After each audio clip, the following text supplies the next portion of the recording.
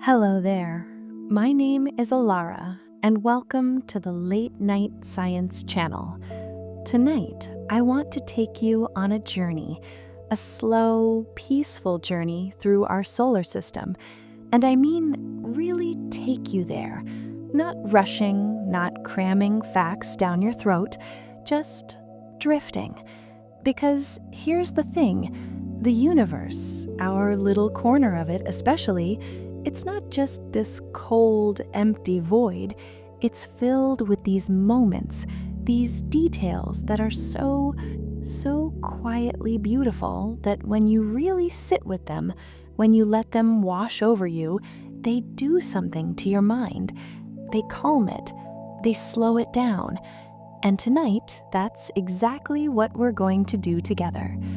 So if you enjoy this kind of content, these late-night explorations where science meets peace, hit that subscribe button. It helps more than you know, and it tells me you want more. Hello there. My name is Alara, and welcome to the Late Night Science Channel. Tonight, I want to take you on a journey, a slow, peaceful journey through our solar system. And I mean, really take you there. Not rushing, not cramming facts down your throat, just drifting. Because here's the thing, the universe, our little corner of it especially, it's not just this cold, empty void. It's filled with these moments, these details that are so quietly beautiful that when you really sit with them, when you let them wash over you, they do something to your mind.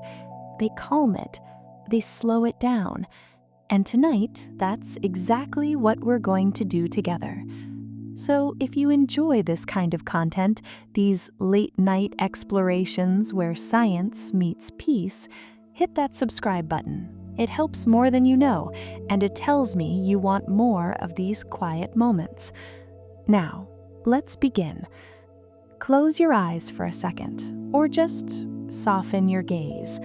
Imagine you're floating, weightless, above Earth. Not in a rocket, not in a suit, just you, suspended in the gentlest darkness. And from here, you can see it all.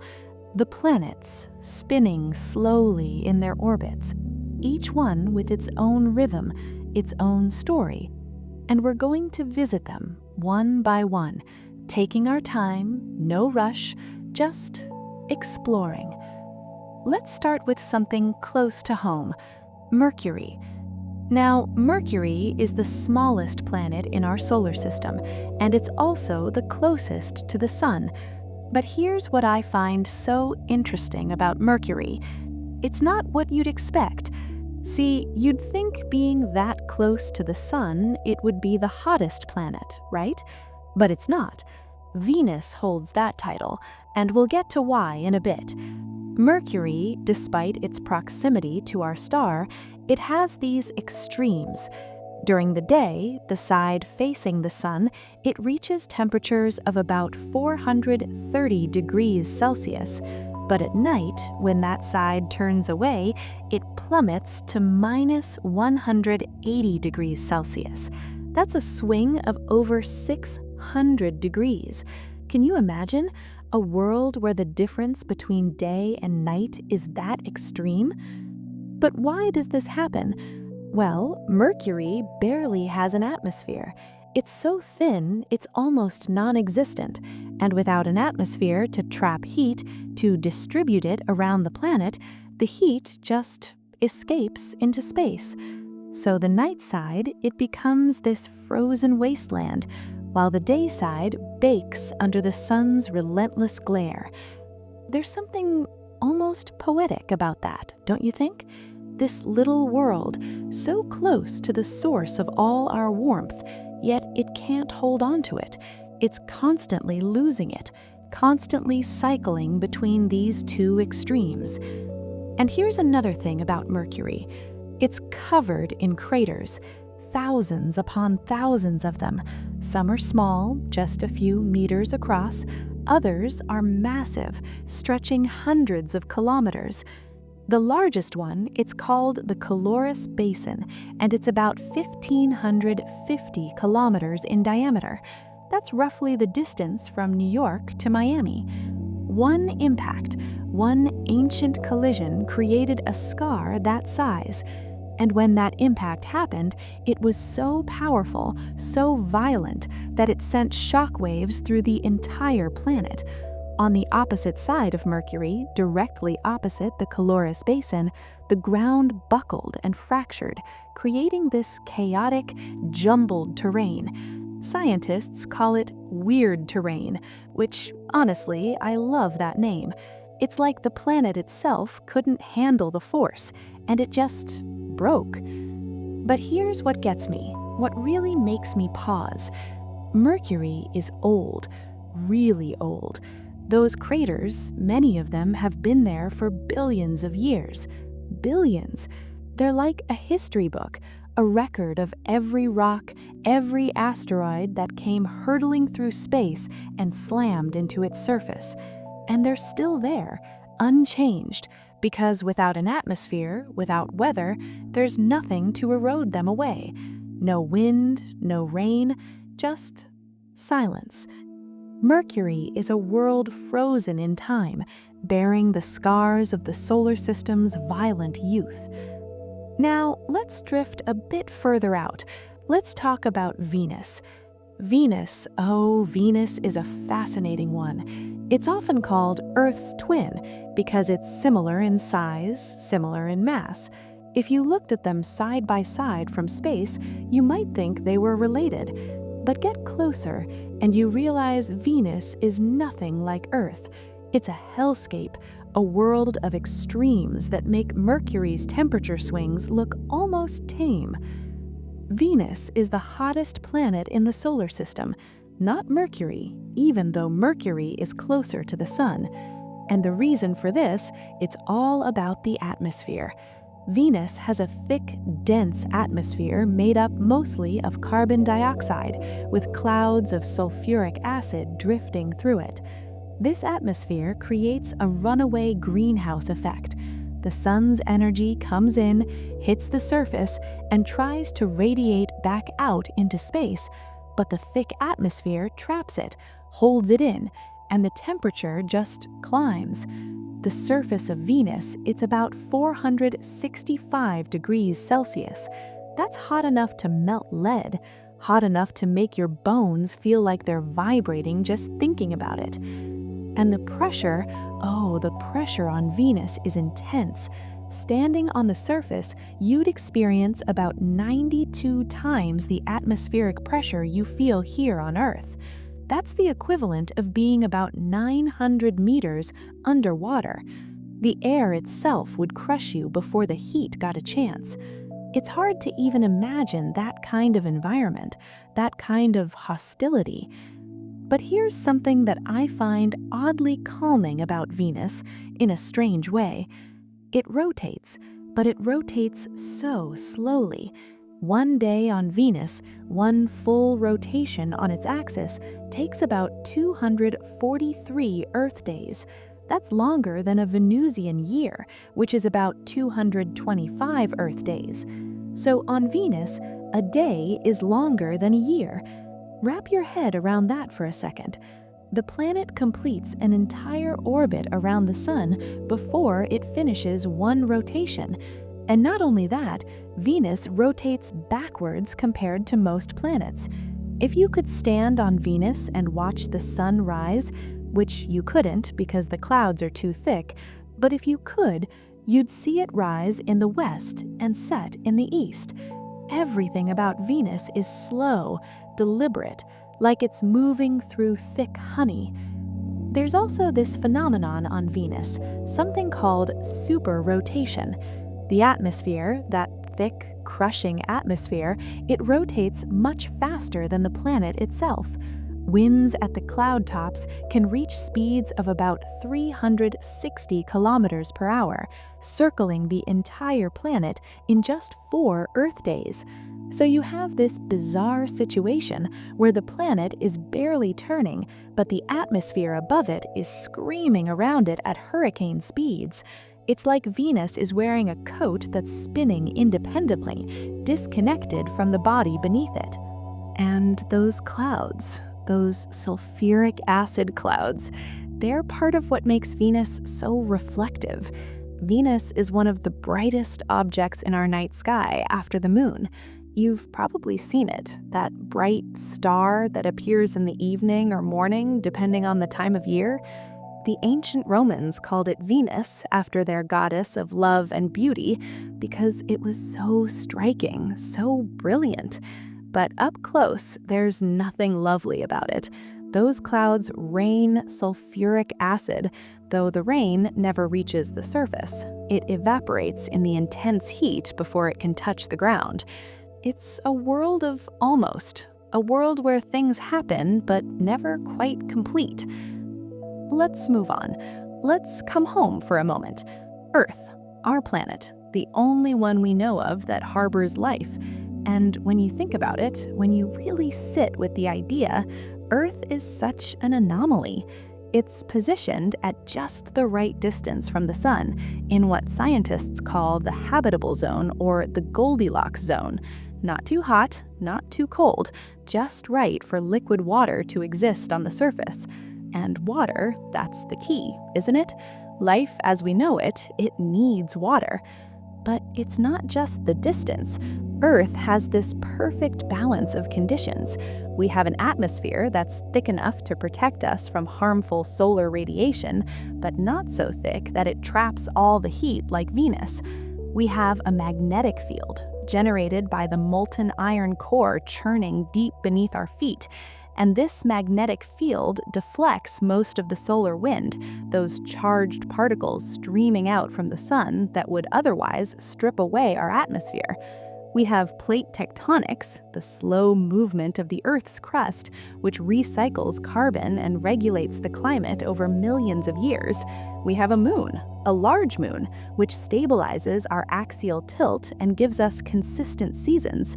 All of these things, they're not guaranteed, they're not common, and yet, here we are, on this pale blue dot, as Carl Sagan called it, spinning through space, covered in oceans and forests and deserts and ice. From space, Earth doesn't look like much. It's small, fragile even, suspended in a sunbeam. But zoom in, and it's teeming, absolutely teeming with life. Millions of species, each one adapted to its own little niche, each one playing its part in this vast, interconnected web. And here's something that always gets me, something that feels almost like a whisper from the universe. Earth is about 4.5 billion years old. Life, as far as we can tell, emerged relatively quickly, maybe within the first few 100 million years after the planet formed. And since then, life has persisted through ice ages and asteroid impacts, through volcanic eruptions and mass extinctions. It's been knocked down over and over, and it keeps getting up. There's a resilience to life, a stubbornness that's both humbling and inspiring. Our moon, too, it has its own quiet story. It's about a quarter the size of Earth, which is unusually large for a moon relative to its planet. Most moons in the solar system are tiny compared to the planets they orbit, but ours, it's substantial. And the leading theory for how it formed, it's called the giant impact hypothesis. About 4.5 billion years ago, early in Earth's history, a Mars-sized object, sometimes called Theia, collided with the young Earth. The impact was catastrophic, sending debris flying into orbit. And over time, this debris coalesced, clumped together under its own gravity, forming the moon. The moon, it's been with us ever since, a constant companion. It's tidally locked to Earth, which means the same side always faces us. We never see the far side from Earth, not without sending a spacecraft around to look. And that near side, it's marked by these dark patches called maria, which is Latin for seas. Early astronomers thought they were oceans, but they're actually vast plains of solidified lava from ancient volcanic eruptions. The moon, it's slowly drifting away from us, moving about 3.8 centimeters farther from Earth each year. It's a tiny amount, imperceptible in a human lifetime, but over millions of years, it adds up. Billions of years ago, the moon was much closer, and the days were shorter because the Earth was rotating faster. The moon's gravity, it creates tides in our oceans, and those tides, they create friction, and that friction slows Earth's rotation. It's this slow, elegant dance between two celestial bodies bound together by gravity, influencing each other across the void. Now, let's drift outward again. Let's visit Mars, the red planet. Mars has always captured our imagination, hasn't it? It's close, relatively speaking. It's similar to Earth in some ways. It has polar ice caps, it has seasons, it has a day that's just slightly longer than ours, about 24 hours and 37 minutes. And for a long time, people wondered if there might be life on Mars, or if there might have been life in the past. Mars is red because of iron oxide, rust covering its surface. The soil, the rocks, they're rich in iron, and over time that iron has oxidized, reacted with oxygen, giving the planet its distinctive color. And when you look at Mars through a telescope, when you see that rusty hue, there's something almost nostalgic about it. It feels old, weathered, like a forgotten frontier. But Mars wasn't always the cold, dry desert it is today. There's evidence, lots of evidence, that Mars once had liquid water on its surface. Scientists have found ancient river valleys, lake beds, deltas, all carved into the Martian landscape. These features, they tell a story of a wetter, warmer Mars, a planet that might have been more hospitable to life. But something happened. Mars lost its magnetic field, probably because its core cooled and solidified. And without a magnetic field, the solar wind stripped away much of its atmosphere.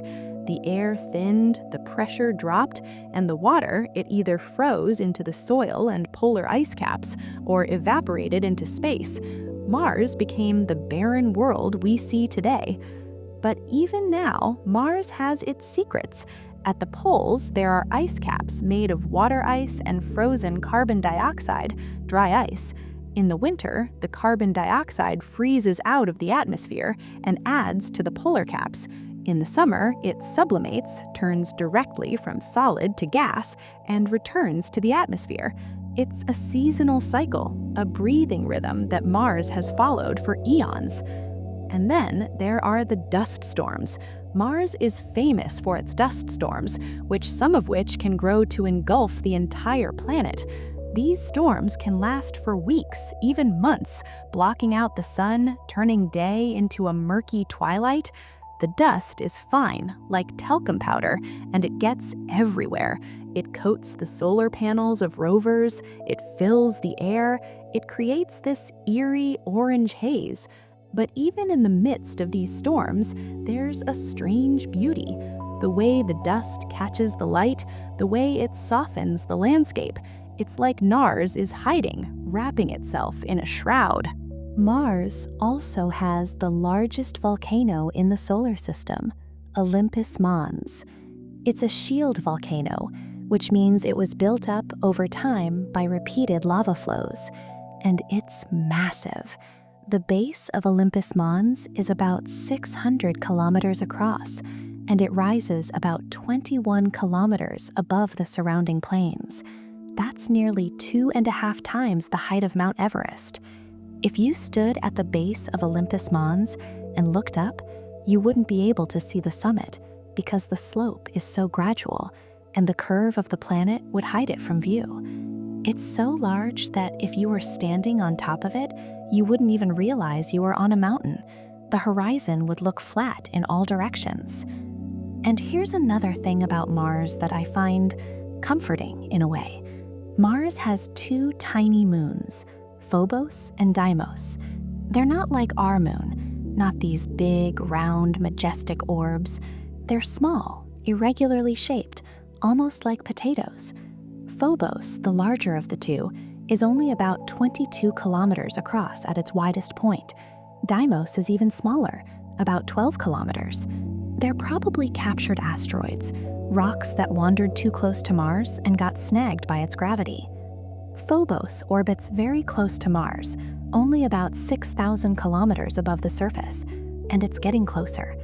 Phobos is spiraling inward, drawn by Mars's gravity, and in about 50 million years, it will either crash into the planet or break apart and form a ring. Can you imagine that? Mars with a ring? A thin band of rocky debris encircling it? It won't last forever. The ring will eventually fall to the surface, but for a brief moment in geological time, Mars will have its own adornment. Let's move on, out to the giant planets. First up, Jupiter. Oh, Jupiter, the king of planets.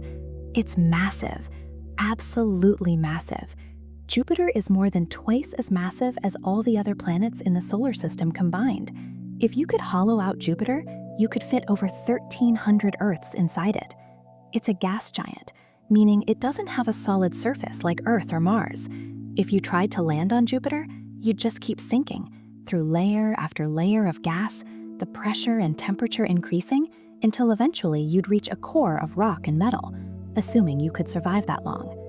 Jupiter is mostly hydrogen and helium, the same stuff the Sun is made of. In fact, if Jupiter had been about 80 times more massive, it would have ignited fusion in its core and become a star. But it didn't quite make it. Instead, it became this enormous planet, radiating more heat than it receives from the Sun. Jupiter is actually warmer than it should be, given its distance from the Sun, because it's still contracting, still slowly shrinking under its own gravity, and that contraction generates heat. And then there's the Great Red Spot. You've probably seen pictures of it, this massive storm, this swirling oval of reddish-brown clouds. The Great Red Spot is a high-pressure system, an anticyclone, and it's been raging for at least 350 years, possibly much longer. We know it's been around since the 1600s because astronomers have been observing it since then. And it's huge. At its largest, it was big enough to fit 3 Earths side by side, though I should mention, it's been shrinking in recent years. No one's quite sure why, but it's definitely smaller than it used to be. The winds in the Great Red Spot, they can reach speeds of about 400 kilometers per hour. And the storm, it rotates counterclockwise, taking about 6 days to complete one full rotation. The colors, those reds and browns and whites, they come from complex chemical reactions in Jupiter's atmosphere, interactions between sunlight and compounds like ammonia, sulfur, and phosphorus. It's like Jupiter is painting itself, swirling these colors together in an ever-changing masterpiece. Jupiter also has a faint ring system, not as grand as Saturn's, but it's there, a thin band of dust and small particles orbiting the planet. Most people don't know about Jupiter's rings because they're so faint, so hard to see, but they exist, a quiet reminder that even the giant planets have their delicate features. And the moons. Oh, Jupiter's moons are a treasure trove. Jupiter has 79 known moons, and 4 of them, the Galilean moons, are particularly interesting. They're called the Galilean moons because Galileo Galilei discovered them in 1610 using one of the first telescopes. Their names are Io, Europa, Ganymede, and Callisto. Io is the innermost of the Galilean moons, and it's the most volcanically active body in the solar system. Io's surface is constantly being resurfaced by lava flows from hundreds of active volcanoes. The reason for this? It's tidal heating. Io is caught in a gravitational tug-of-war between Jupiter and the other Galilean moons. This constant pulling and squeezing generates friction inside Io, and that friction melts the rock, creating magma that erupts onto the surface. Io is painted in yellows and oranges and reds, colors that come from sulfur and sulfur dioxide. It looks almost alien, like something out of a science fiction movie. Europa, on the other hand, is covered in ice. Its surface is smooth, crisscrossed with cracks and ridges, and beneath that icy shell, there's likely a global ocean of liquid water. The tidal forces from Jupiter, they keep this ocean from freezing, generating enough heat to maintain liquid water beneath the ice. And where there's liquid water, there's the possibility of life. Scientists are very interested in Europa because that subsurface ocean, it could be one of the most promising places in the solar system to search for extraterrestrial life. Ganymede is the largest moon in the solar system, even larger than the planet Mercury. It's the only moon known to have its own magnetic field, which suggests it has a liquid iron core. Ganymede's surface is a mix of 2 types of terrain: dark, heavily cratered regions that are billions of years old, and lighter grooved regions that are younger and have been resurfaced by some kind of geological activity. Callisto is the outermost of the Galilean moons, and it's heavily cratered, one of the most cratered objects in the solar system. Its surface is ancient, unchanged for billions of years. Callisto is a bit of an oddball because it doesn't seem to have experienced much geological activity. It's just been sitting there, taking hits from asteroids and comets, accumulating scars. Each of these moons, they have their own personality, their own story. And circling Jupiter, they form this miniature solar system, a family bound together by gravity. Now, let's drift even further out. Let's visit Saturn. If Jupiter is the king, then Saturn is the jewel. Saturn is famous for its rings, and rightfully so.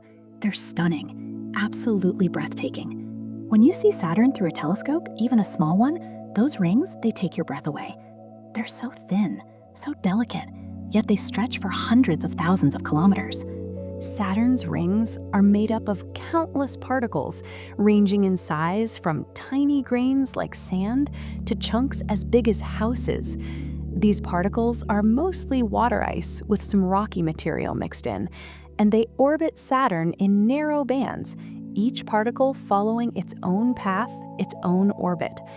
The rings are only about 10 meters thick in most places, which is incredibly thin considering their width. If you scaled Saturn down to the size of a basketball, the rings would be thinner than a piece of paper. The origin of Saturn's rings, it's still a bit of a mystery. One theory is that they're the remnants of a moon that was torn apart by Saturn's gravity, or perhaps a moon that was shattered by a collision with a comet or asteroid.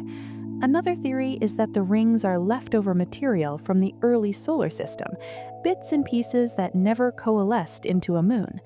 Either way, the rings are relatively young, probably only a few 100 million years old, which is young in astronomical terms.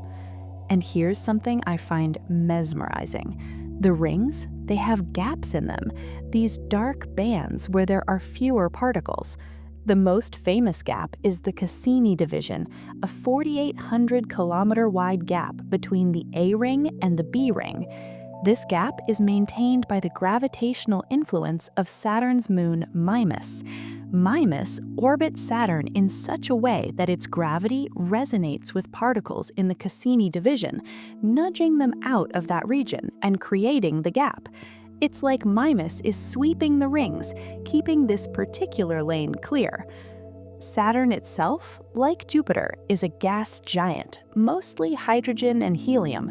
It's less dense than Jupiter, so much less dense that if you could find a bathtub big enough, Saturn would float in water. Think about that for a second. A planet, a massive planet, floating. There's something almost whimsical about it, this giant ringed world light enough to float. Saturn also has storms, though they're not as prominent as Jupiter's Great Red Spot. About once every Saturnian year, which is about 29 Earth years, a massive storm erupts in Saturn's northern hemisphere. These storms, they're called Great White Spots, and they can grow to encircle the entire planet. They're caused by seasonal changes, the warming of Saturn's atmosphere as its northern hemisphere tilts toward the sun.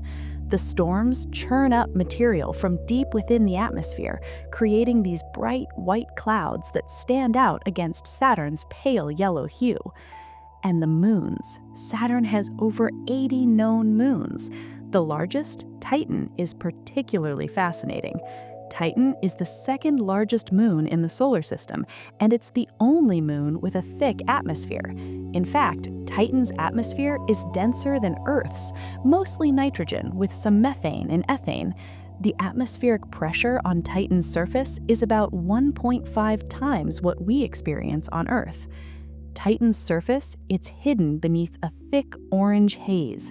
This haze is made up of complex organic molecules, hydrocarbons that form when methane in the upper atmosphere is broken apart by sunlight. But beneath that haze, Titan has a landscape that's strangely Earth-like. There are rivers and lakes and seas, not of water, but of liquid methane and ethane. These hydrocarbons, they behave on Titan the way water does on Earth. They evaporate, form clouds, and rain back down, carving channels and filling basins. Titan has a methane cycle similar to Earth's water cycle. The Cassini spacecraft, which orbited Saturn from 2004 to 2017, it used radar to peer through Titan's haze and map the surface. And what it found was incredible.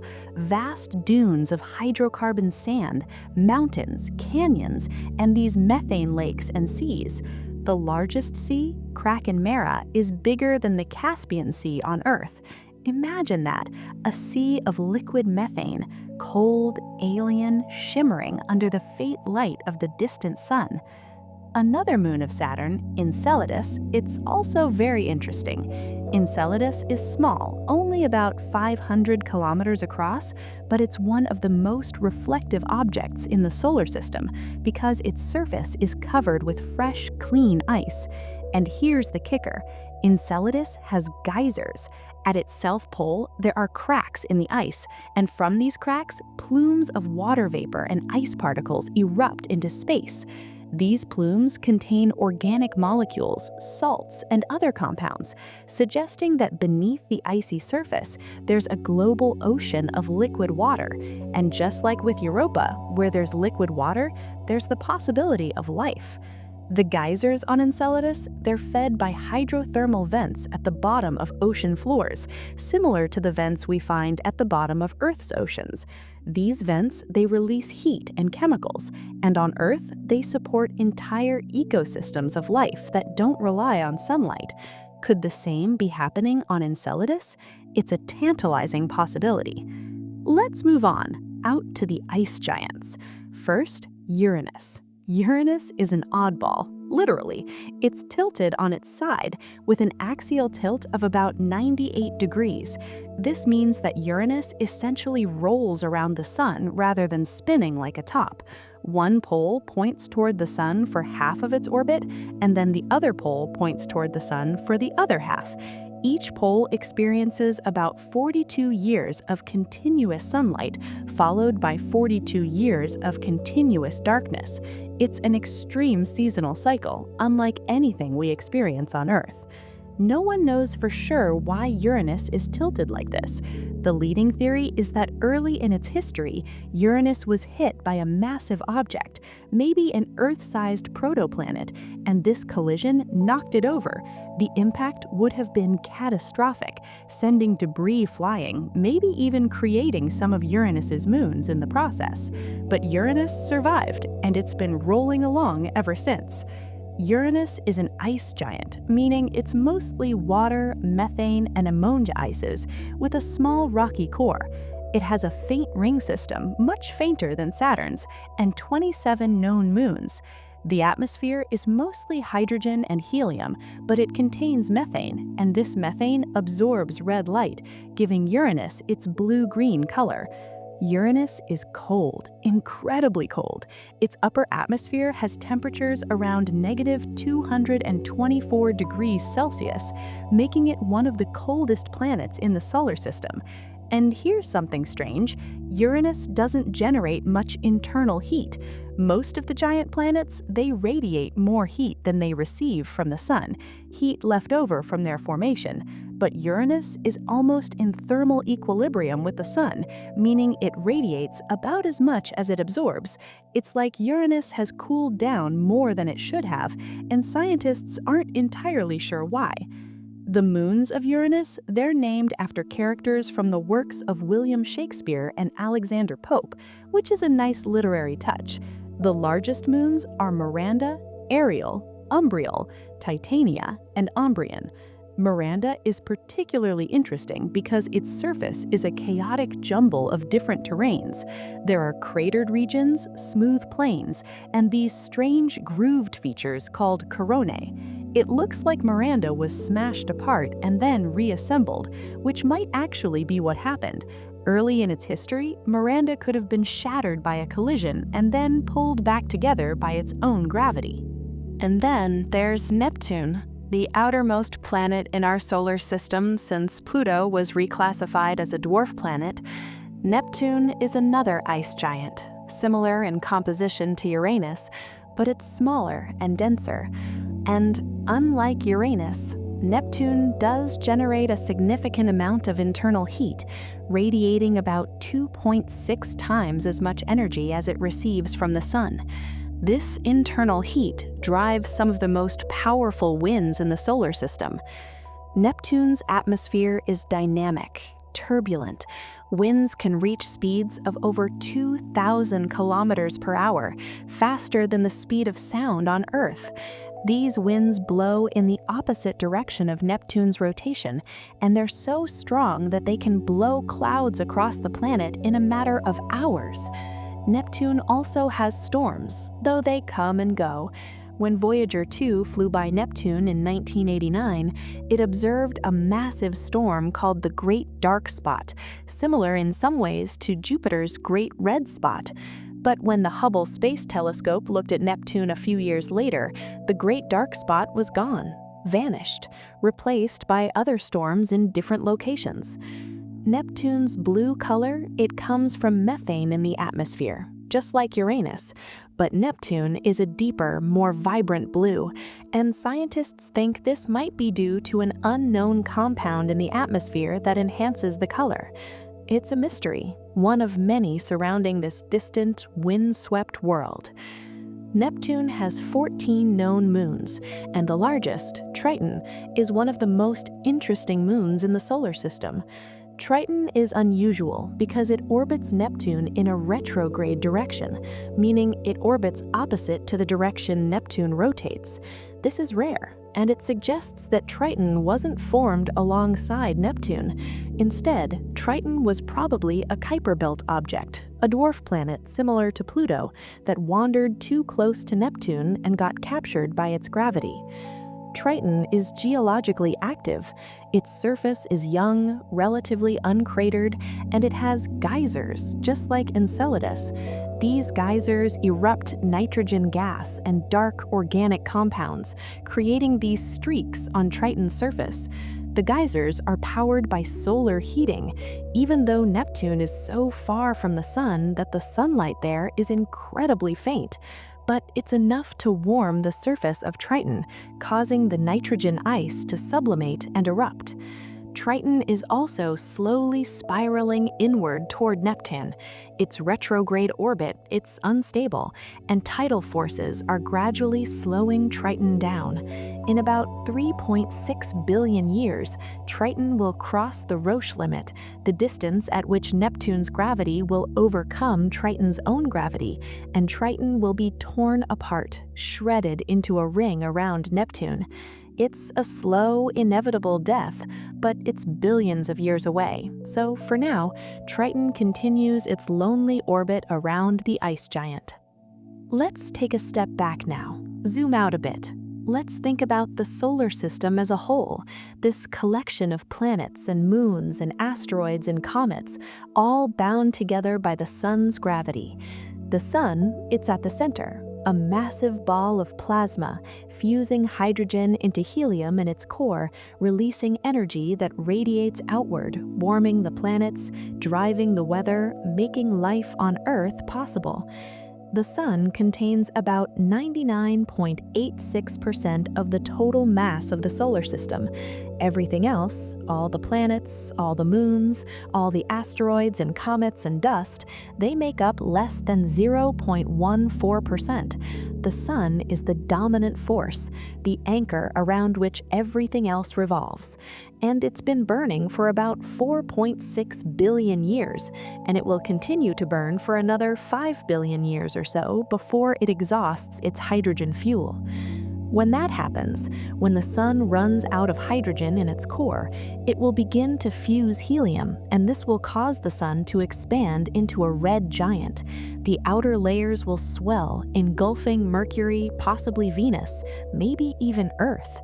The Sun will become cooler but much larger, and then, eventually, it will shed its outer layers, creating a planetary nebula, and the core will collapse into a white dwarf, a hot, dense remnant that will slowly cool over trillions of years. But that's far in the future, so far that it's almost abstract. For now, the sun is stable, a middle-aged star, and it provides the energy that sustains us. Every photon of sunlight that hits your skin, it began its journey in the core of the sun, where it was created in a fusion reaction. And it took that photon, on average, about 100,000 years to travel from the core to the surface of the sun, because it kept bouncing around, absorbed and re-emitted by atoms, taking this random walk through the dense interior. But once it reached the surface, it traveled the 150 million kilometers to Earth in just over 8 minutes. Think about that. The light warming your face, it's ancient, older than you, older than human civilization. It's a traveler, a messenger from the sun, telling you that out there, at the heart of our solar system, fusion continues, energy flows, and life goes on. And beyond Neptune, beyond the planets, there's the Kuiper Belt, a region of icy bodies and dwarf planets. Pluto resides here, along with other dwarf planets like Eris, Haumea, and Makemake. These objects, they're remnants from the early solar system, leftovers from the planet formation process. They're cold, distant, and they orbit the sun in these elongated, elliptical paths. Pluto, once considered the 9th planet, was reclassified in 2006 as a dwarf planet. It was a controversial decision, one that sparked debate among astronomers and the public. But the reason for the reclassification, it's about definition. A planet, according to the International Astronomical Union, must meet 3 criteria. It must orbit the sun, it must be massive enough for its own gravity to pull it into a roughly spherical shape, and it must have cleared the neighborhood around its orbit. Pluto meets the first 2 criteria, but not the third. Its orbit is filled with other Kuiper Belt objects, so it doesn't dominate its orbital zone the way the 8 planets do. But regardless of its classification, Pluto is fascinating. It has a thin atmosphere that freezes and falls to the surface when Pluto is farthest from the sun, and then sublimates back into gas when Pluto is closer. It has a heart-shaped region on its surface, informally named Tombaugh Regio, after Clyde Tombaugh, the astronomer who discovered Pluto. This heart-shaped region, it's made of nitrogen ice, and it's incredibly smooth, suggesting it's geologically young, maybe only a few million years old. Pluto also has 5 known moons, and the largest, Charon, is so big relative to Pluto that some scientists consider them a binary system rather than a planet and moon. Charon is about half the size of Pluto, and they're tidally locked to each other, meaning they always show the same face to one another. They orbit a common center of gravity that lies between them, and they've been dancing this slow waltz for billions of years. When the New Horizons spacecraft flew by Pluto in 2015, it revealed a world far more complex and beautiful than anyone expected. Mountains made of water ice, as hard as rock at those temperatures, plains of nitrogen ice, constantly being renewed by some unknown process, a hazy blue atmosphere, layered and delicate. Pluto, despite being so far from the sun, despite being so cold and small, it's alive in its own way, changing, evolving. And beyond the Kuiper Belt, even farther out, there's the Oort cloud, a theoretical region of icy bodies that surrounds the solar system in a vast spherical shell. The Oort cloud, it's thought to extend from about 2,000 astronomical units to as far as 100,000 astronomical units from the sun. 1 astronomical unit, that's the distance from the Earth to the sun, about 150 million kilometers. So the Oort cloud, it's incredibly far away, reaching nearly a quarter of the way to the nearest star. The objects in the Oort cloud, they're the source of long-period comets, comets that take hundreds or thousands or even millions of years to orbit the sun. Every so often, the gravity of a passing star or the gravitational tides of the Milky Way itself will nudge one of these icy bodies, sending it falling inward toward the sun. As it gets closer, the sun's heat causes the ice to sublimate, creating a glowing coma and a tail of gas and dust. These comets, they're visitors from the edge of the solar system, messengers from the deep freeze. Comets, they've always held a special place in human history. Ancient peoples saw them as omens, signs of change, harbingers of disaster or triumph. They didn't understand what comets were, these bright, fuzzy objects that appeared in the sky, moved for a while, and then disappeared. But now we know. Comets are just chunks of ice and rock, dirty snowballs hurtling through space, leftovers from the solar system's formation. And yet, there's still something magical about seeing a comet. When a bright comet appears in the sky, visible to the naked eye, it's a reminder that we're part of something larger, something ancient. These comets, they've been orbiting the sun since before the dinosaurs, before the continents formed, before the Earth even had an atmosphere. They're time capsules, preserving the conditions of the early solar system, and when they come close enough for us to see, they share a bit of that history with us. Let's talk about asteroids for a moment, because they're another piece of this cosmic puzzle. Most asteroids reside in the asteroid belt, a region between Mars and Jupiter. The asteroid belt, it's not dense like you might see in movies, with rocks constantly colliding. It's actually quite empty. The asteroids are spread out over such a vast area that if you were standing on one asteroid, you probably wouldn't even be able to see the next nearest one without a telescope. The total mass of all the asteroids in the asteroid belt, it's less than the mass of our moon. If you could gather them all together, form them into a single body, it would be smaller than the moon. They're fragments, pieces that never came together to form a planet. Jupiter's gravity is the reason for this. Jupiter's immense gravitational pull stirred up the asteroid belt, preventing the material there from coalescing into a single planet. Instead, the asteroids kept colliding, breaking apart, grinding each other down. Some asteroids, they're pure rock. Others are metallic, made mostly of iron and nickel. And some are a mix, rocky on the outside with a metallic core. These metallic asteroids, they're the remnants of protoplanets, small planetary bodies that formed early in the solar system's history and then were shattered by collisions. The cores of these protoplanets, they survived, and now they orbit the sun as metallic asteroids. There's an asteroid called 16 Psyche, and it's one of the most interesting metallic asteroids. It's huge, about 220 kilometers across, and scientists think it might be the exposed core of a protoplanet. NASA is planning a mission to Psyche, a spacecraft that will orbit the asteroid and study its composition. If Psyche really is a planetary core, it could give us insights into the cores of planets like Earth, which are buried far too deep for us to study directly. Asteroids also occasionally make their way toward the inner solar system. Near-Earth asteroids, they're called, and they're asteroids whose orbits bring them close to Earth. Most of them are harmless, passing by at safe distances, but every so often, one comes close enough that it could pose a threat. The dinosaurs learned this lesson 66 million years ago when an asteroid about 10 kilometers across slammed into the Yucatan Peninsula. The impact created a crater 150 kilometers wide, and the energy released, it was equivalent to billions of nuclear bombs. The impact threw up so much dust and debris that it blocked out the sun, causing global temperatures to plummet.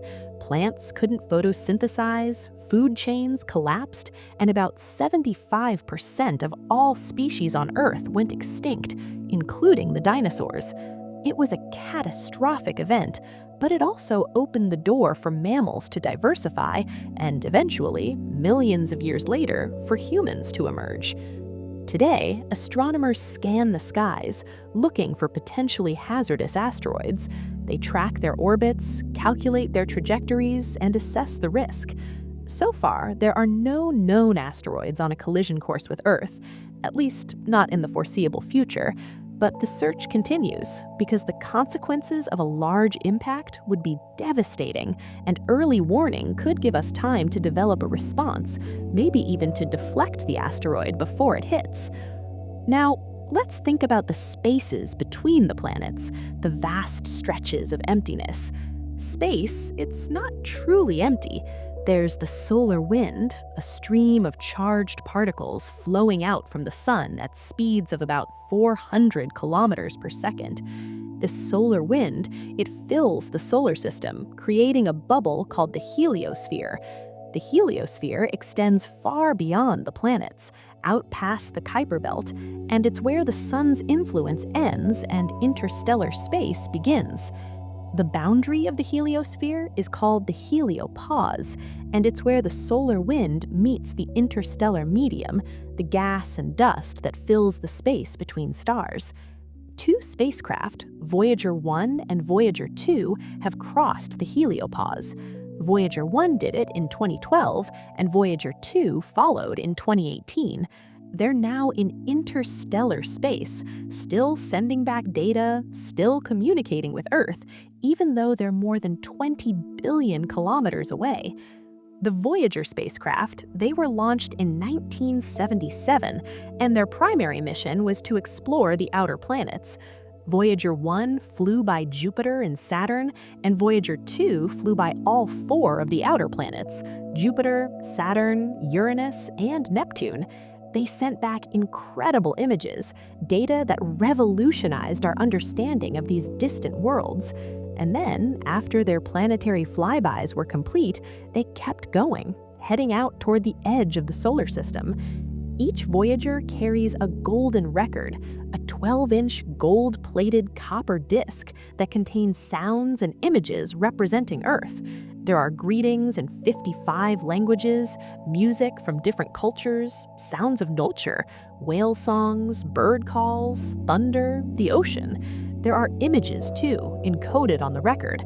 Pictures of people, buildings, landscapes, scientific diagrams. The golden records, they're messages in a bottle, sent out into the cosmic ocean, just in case someone or something ever finds them. The chances of the Voyagers being found by an alien civilization, they're vanishingly small. Space is vast, unimaginably vast, and the Voyagers are tiny, silent, adrift in the void. But there's something deeply human about the gesture, about wanting to reach out, to say, we were here, we existed, this is who we were. It's hopeful in a way, a testament to our desire to connect, to be known. Let's drift back toward the inner solar system for a moment, back to the space between Earth and Mars. This region, it's where many spacecraft travel, and it's also where some asteroids venture. But there's something else here, something you might not think about: the Lagrange points. Lagrange points, they're positions in space where the gravitational forces of two large bodies, like the Sun and Earth, balance out in such a way that a smaller object placed there will remain relatively stable. There are 5 Lagrange points for the Sun-Earth system, labeled L1 through L5. L1 is between the Sun and Earth, and it's where several spacecraft reside, including the Solar and Heliospheric Observatory, which studies the Sun. L2 is on the opposite side of Earth from the Sun, and it's where the James Webb Space Telescope orbits, positioned perfectly to observe the universe without interference from Earth's heat. L3 is on the opposite side of the Sun from Earth, a point we can never see from Earth, though nothing particularly interesting is there.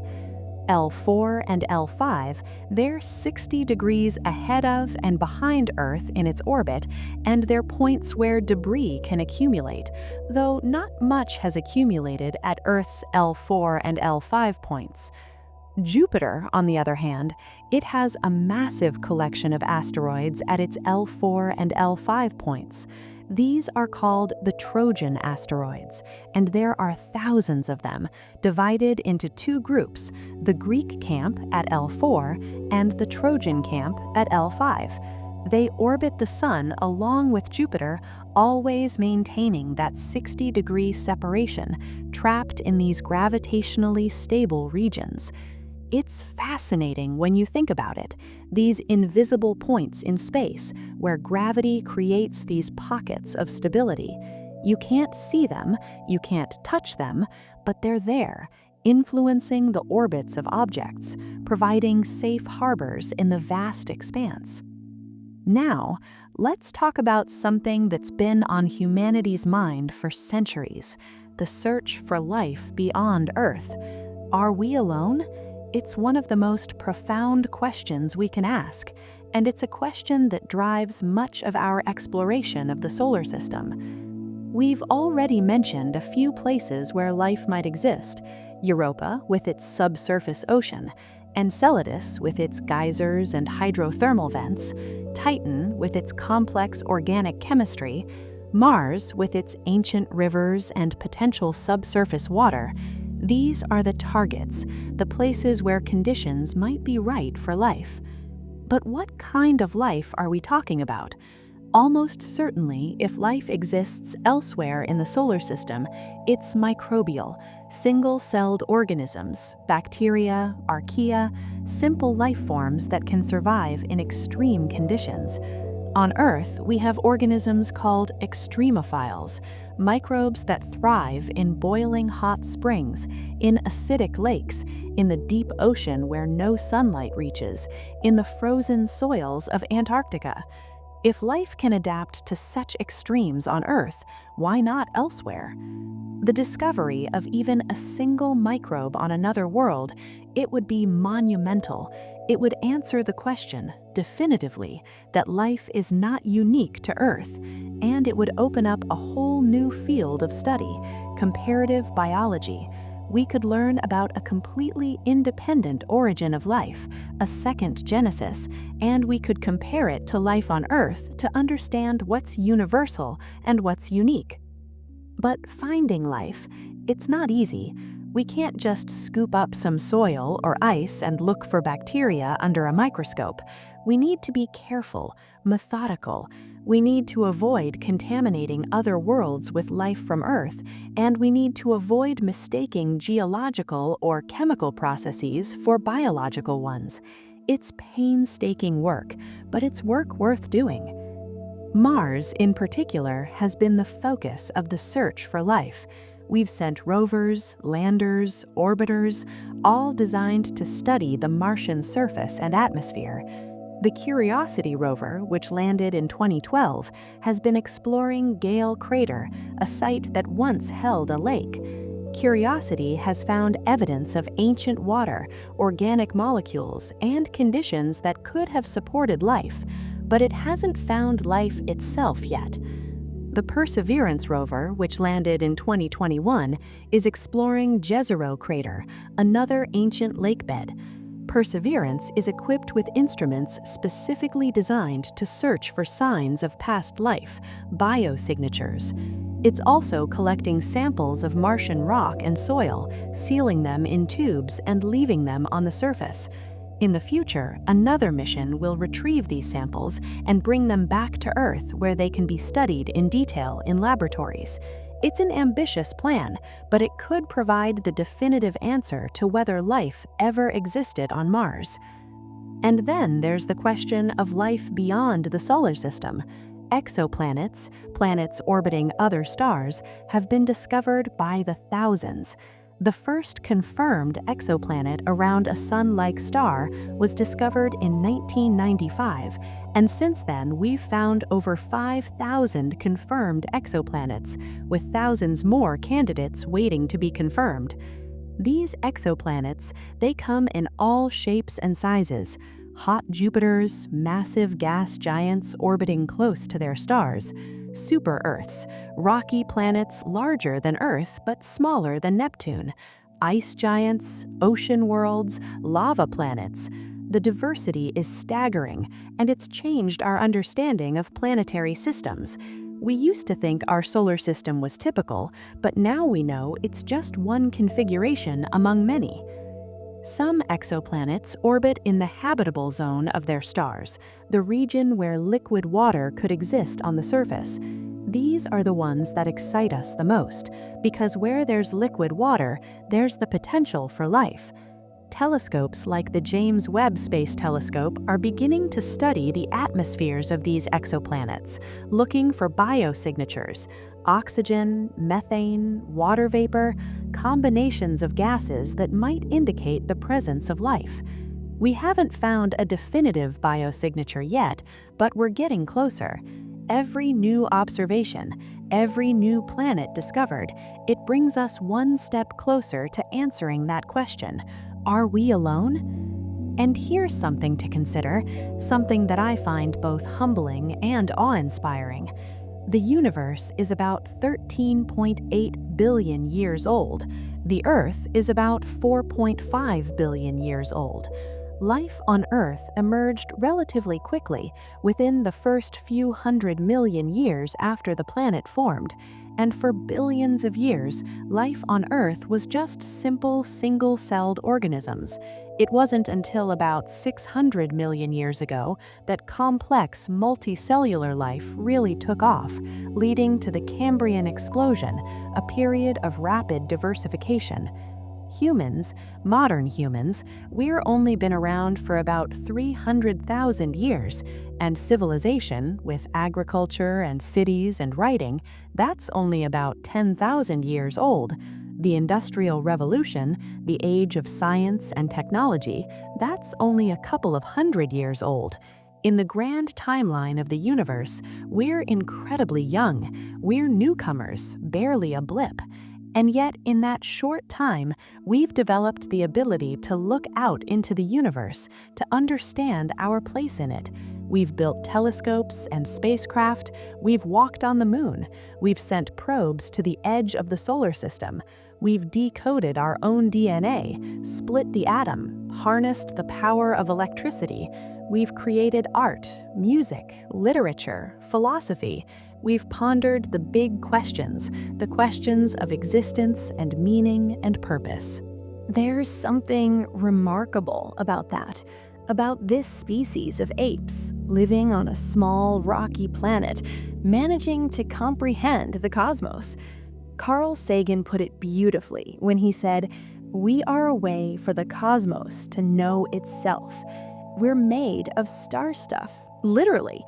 The atoms in our bodies, the carbon, the oxygen, the nitrogen, they were forged in the cores of stars that lived and died billions of years ago. When those stars exploded as supernovae, they scattered these elements into space, and those elements eventually came together to form new stars, new planets, and eventually us. So when you look up at the stars, when you feel that sense of wonder, that sense of connection, it's because you are connected. You're part of this vast cosmic story, a story that began 13.8 billion years ago and continues to unfold. Now, let's come back to our solar system one more time, because there's something I want to talk about, something that ties all of this together. It's the concept of deep time, geological time, the vast stretches of time over which the solar system has existed and evolved. Humans, we're not good at comprehending deep time. Our lives are short, a few decades at most, and our civilizations, even the longest-lasting ones, they're just a few thousand years old. But the solar system, it's been around for 4.6 billion years. That's 4,600 million years. It's a number so large that it's hard to wrap your mind around. To put it in perspective, if you compressed the entire history of the solar system into a single year, with the solar system forming on January 1st, then the earliest life on Earth wouldn't appear until late March or early April. The Cambrian explosion, the rise of complex life, that would happen in mid-November. Dinosaurs would appear in mid-December and go extinct on December 26th. modern humans wouldn't show up until December 31st at about 11:30 p.m., and all of recorded human history, all of civilization, would fit into the last few seconds before midnight. That's how young we are, how recent. And yet, in those last few seconds, we've accomplished so much. We've transformed the planet, for better or for worse. We've explored the solar system, peered into the depths of space, and asked the big questions. But deep time, it also reminds us of impermanence. Everything changes given enough time.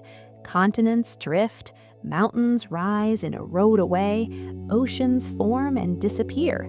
Species emerge, thrive, and go extinct. Stars are born and die. Galaxies collide and merge. Nothing is permanent. Everything is in flux. The solar system as it exists now, it's just a snapshot, a moment in its long history. Billions of years from now, it will look very different. The sun will have swelled into a red giant. The inner planets may be gone. The outer planets will have drifted outward.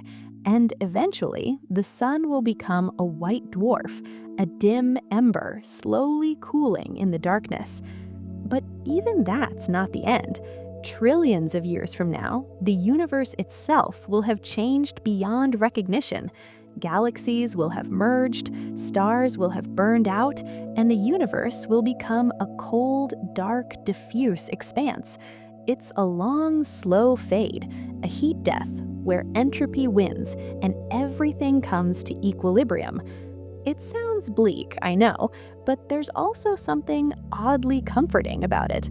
It means that nothing we do, nothing we worry about, it doesn't matter in the grand scheme of things. And that can be freeing in a way. It takes the pressure off. It allows us to just be, to exist, to experience, to appreciate the moment. Because right now, at this moment in cosmic history, the universe is alive. Stars are shining, planets are orbiting, galaxies are spinning. Life exists, at least here on Earth and possibly elsewhere. Consciousness has emerged. The universe has become aware of itself. And that's something to cherish, something to hold on to. Let's think about light for a moment, because light is the messenger of the cosmos. Everything we know about the universe, almost everything, comes from light. The light from distant galaxies, traveling for billions of years, tells us about the early universe. The light from stars, analyzed through spectroscopy, tells us what they're made of, how hot they are, how fast they're moving. The light reflected off planets and moons, it tells us about their surfaces, their atmospheres. Light is also, in a very real sense, a time machine. When you look at the sun, you're seeing it as it was 8 minutes ago, because that's how long it takes light to travel from the sun to Earth. When you look at the stars, you're seeing them as they were years, decades, centuries, even thousands of years ago, depending on their distance. The farther away something is, the further back in time you're looking. The Andromeda Galaxy, our nearest large galactic neighbor, is about 2.5 million light-years away. When you look at Andromeda, you're seeing it as it was 2.5 million years ago, when our ancestors were just beginning to use stone tools. Andromeda might look completely different now, but we won't know for another 2.5 million years when the light from now finally reaches us. The most distant objects we can see, the earliest galaxies, they're so far away that their light has been traveling for over 13 billion years. We're seeing them as they were when the universe was young, only a few 100 million years old. These galaxies, they probably don't even exist anymore, not in the form we see them. They've merged with other galaxies, evolved, changed, but the light has been faithfully traveling through space all this time, carrying that ancient image to us. It's humbling, isn't it? To think that we're looking back in time, witnessing the universe's history just by looking up. And speaking of looking up, let's talk about the night sky for a moment. For most of human history, people have looked up at the night sky and wondered. They saw patterns in the stars, constellations, and they created myths and stories to explain them. They tracked the movements of the planets, those wandering stars that didn't stay fixed in place. They watched the moon wax and wane, and they noticed that its cycles correlated with the tides. The night sky, it was a source of wonder, inspiration, and navigation. Sailors used the stars to guide their ships across the oceans. Farmers used the cycles of the moon and the seasons to know when to plant and harvest. Storytellers wove tales of gods and heroes, placing them among the stars. But in the modern world, many people have lost their connection to the night sky. Light pollution, the glow from cities and towns, it washes out the stars. In many places, you can only see a handful of the brightest stars, and the Milky Way, that faint band of light stretching across the sky, it's completely invisible. There's something lost in that, something important. When you can't see the stars, when you can't see the vastness of the universe, it's easier to forget that you're part of something larger. It's easier to get caught up in the day-to-day, the trivial concerns, the noise. But if you ever get the chance, if you ever find yourself away from the city lights on a clear, dark night, take the time to look up. Really look. Let your eyes adjust to the darkness, and you'll start to see more and more stars appearing, thousands of them scattered across the sky. You'll see the Milky Way, that river of stars, and you'll realize that you're looking at the edge-on view of our own galaxy, seeing billions of stars too faint to resolve individually, blending together into that milky glow. You might see a meteor, a shooting star, as a small piece of space debris burns up in the atmosphere. You might see a satellite, a tiny point of light moving steadily across the sky. You might see a planet, Venus or Jupiter or Mars, shining brightly and steadily, not twinkling like the stars, because they're close enough that their light doesn't get distorted as much by the atmosphere. And if you're really lucky, if the conditions are right, you might see the aurora, the northern or southern lights. The aurora, it's caused by charged particles from the sun interacting with Earth's magnetic field and atmosphere. These particles, they get funneled toward the poles, and when they collide with atoms in the upper atmosphere, they cause those atoms to glow, creating these shimmering curtains of green, red, and purple light. The aurora, it's ethereal, otherworldly. It dances and shifts, never the same from one moment to the next. People who've seen it, they often describe it as a spiritual experience, something that connects them to the earth and the cosmos in a profound way. And it's a reminder, a visible reminder, that we're not isolated. The sun is constantly sending out particles, and Earth's magnetic field is constantly protecting us. And sometimes those interactions create beauty. Let's think about scale for a moment, because the solar system, it's big, really big. We use distances like kilometers or miles in our everyday lives, but those units, they break down when we're talking about space. So astronomers use different units. The astronomical unit, as I mentioned earlier, is the average distance from the Earth to the Sun, about 150 million kilometers. It's a convenient unit for measuring distances within the solar system. But even astronomical units, they become cumbersome when we're talking about distances to other stars. So we use light years, the distance light travels in 1 year, which is about 9.46 trillion kilometers. Or parsecs, which is about 3.26 light years. These units, they help us wrap our minds around the vastness, or at least they try to. But even with these units, it's hard to truly grasp the scale. If the sun were the size of a basketball, then Earth would be a small bead about 30 meters away. Jupiter would be a marble about 150 meters away. Neptune would be a pinhead about 900 meters away, and the nearest star, Proxima Centauri, would be another basketball about 8,000 kilometers away. That's roughly the distance from New York to Tokyo. That's the scale of interstellar space. The distances between stars, they're vast, almost incomprehensibly vast. And yet, our galaxy contains hundreds of billions of stars, all separated by these enormous gulfs. And there are hundreds of billions of galaxies in the observable universe, each containing billions or trillions of stars. When you think about it like that, when you really sit with the numbers, it's staggering. The universe is unimaginably large, and we're so incredibly small. But we're here, we exist, we're aware, and that's something. Now, let's talk about gravity for a moment, because gravity is the force that holds it all together. Gravity is the weakest of the four fundamental forces of nature, the others being electromagnetism, the strong nuclear force, and the weak nuclear force. But it's the one that dominates on large scales. Gravity is what keeps the planets in orbit around the sun. It's what keeps the moon in orbit around Earth. It's what holds galaxies together, and it's what causes the universe to expand, though that's a more complicated story involving dark energy. Gravity is also what causes stars to form. When a cloud of gas and dust in space gets dense enough, gravity starts to pull it together, compressing it, heating it up, until eventually the core gets hot enough for fusion to begin, and a star is born. But gravity, it's also what causes stars to die.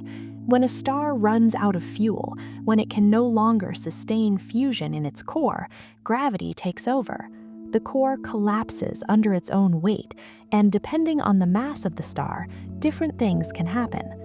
For stars like the Sun, low to medium mass, the core collapses into a white dwarf, a hot, dense object about the size of Earth. The outer layers are expelled, forming a planetary nebula, and the white dwarf sits at the center, slowly cooling over billions of years. For more massive stars, the collapse is more dramatic. The core collapses rapidly, and the outer layers rebound in a massive explosion called a supernova. The brightness of a supernova, it can briefly outshine an entire galaxy, releasing more energy in a few weeks than the sun will emit in its entire lifetime. And the core, if it's massive enough, it collapses into a neutron star or a black hole. A neutron star, it's incredibly dense. A teaspoon of neutron star material would weigh about 1 billion tons. Neutron stars are so dense that protons and electrons are crushed together to form neutrons, and the entire star, which might be only about 20 kilometers across, is essentially one giant atomic nucleus. Neutron stars can also spin incredibly fast, hundreds of times per second, and if they have a magnetic field, they can emit beams of radiation that sweep across space like a lighthouse beam.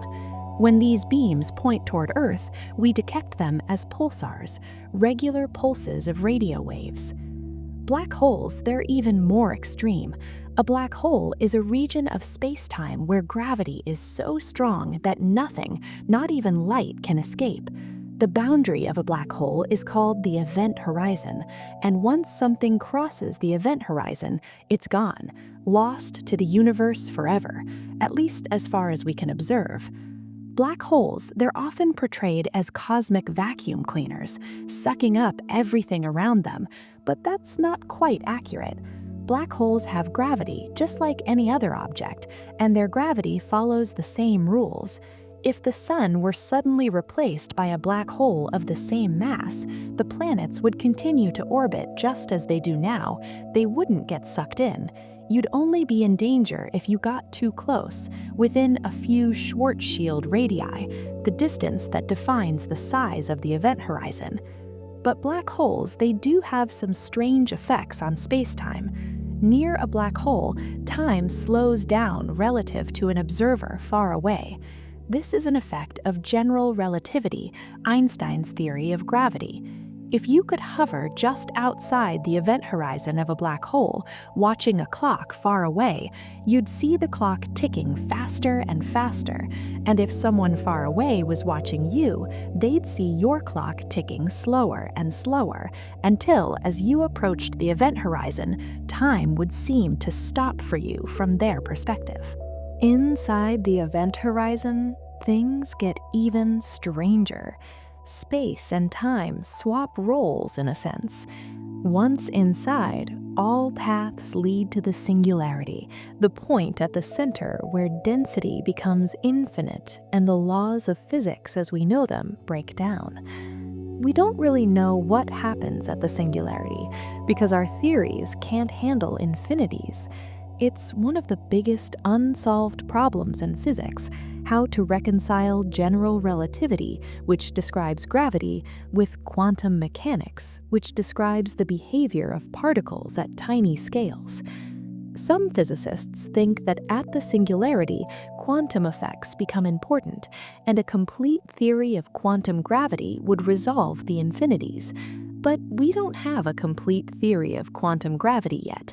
It's something physicists are working on, theories like string theory and loop quantum gravity, but we don't have experimental evidence to guide us.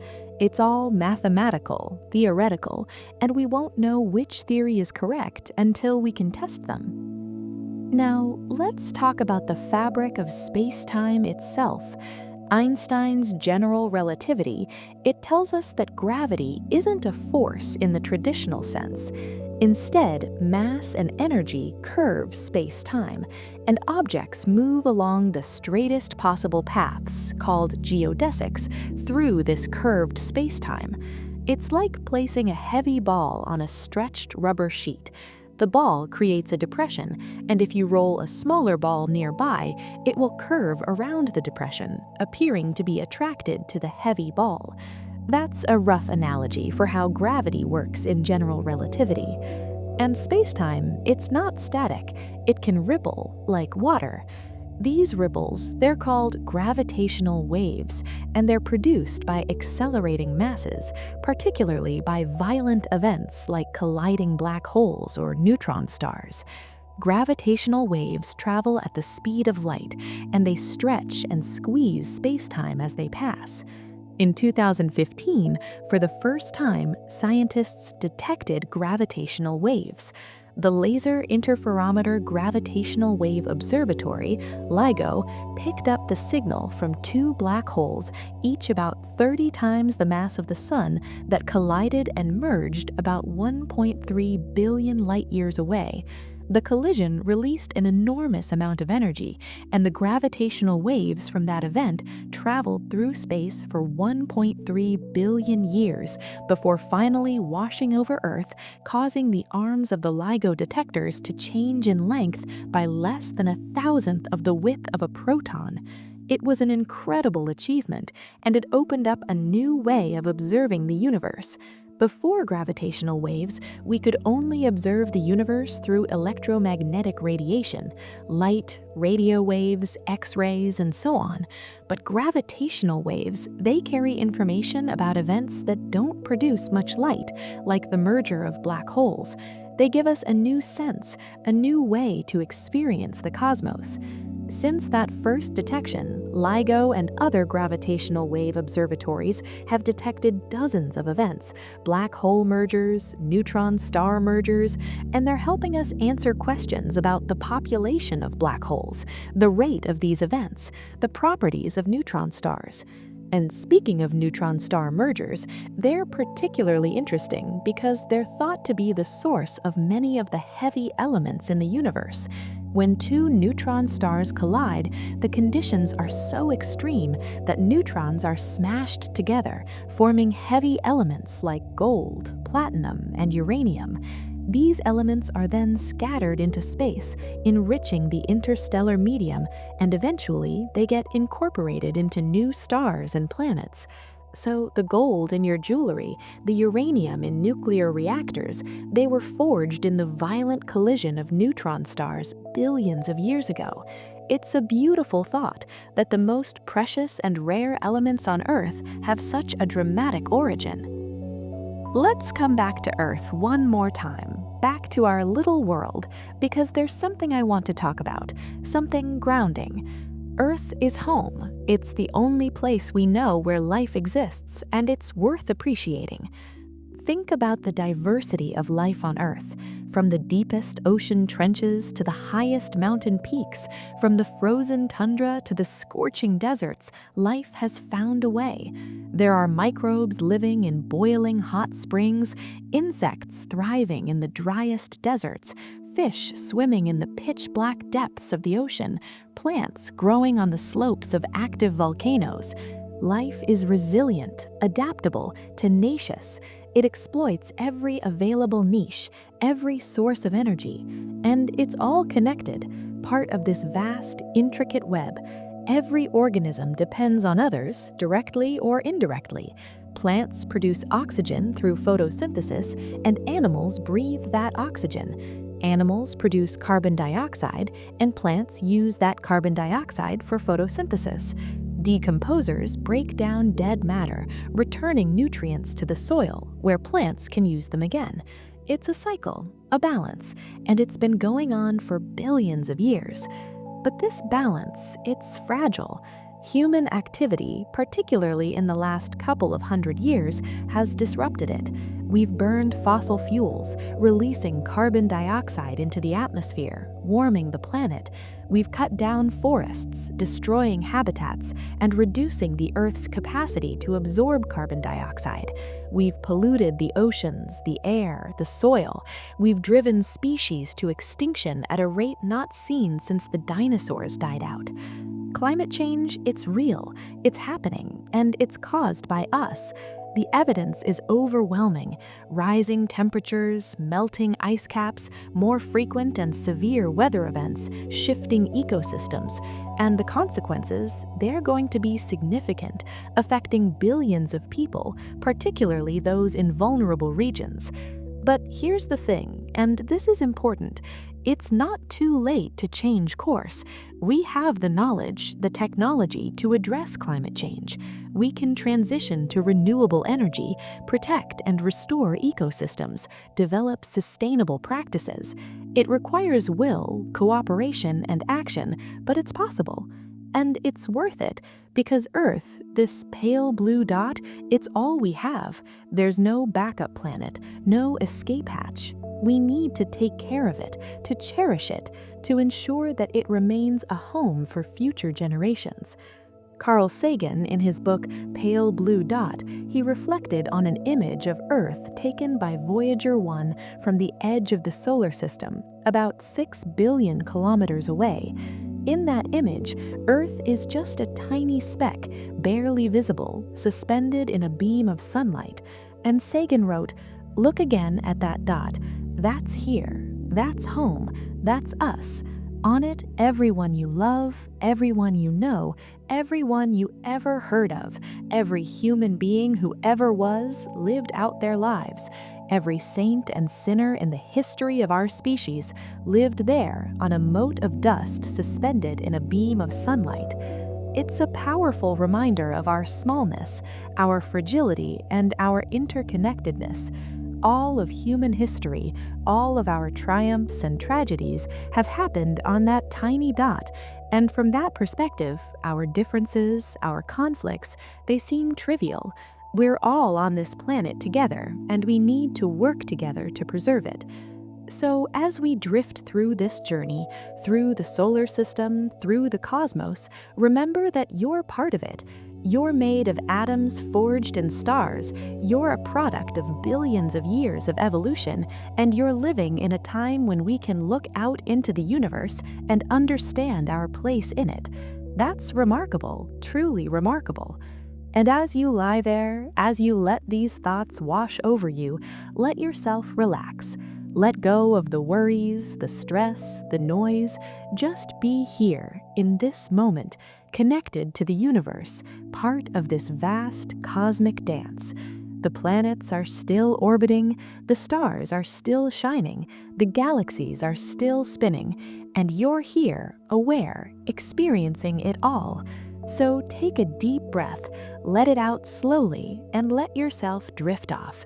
Tomorrow is another day, another chance to explore, to learn, to appreciate. But for now, rest.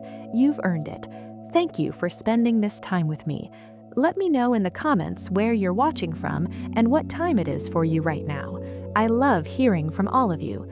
This is Alara signing off from the Late Night Science Channel. Sleep well, fellow traveler, wherever and whenever you are.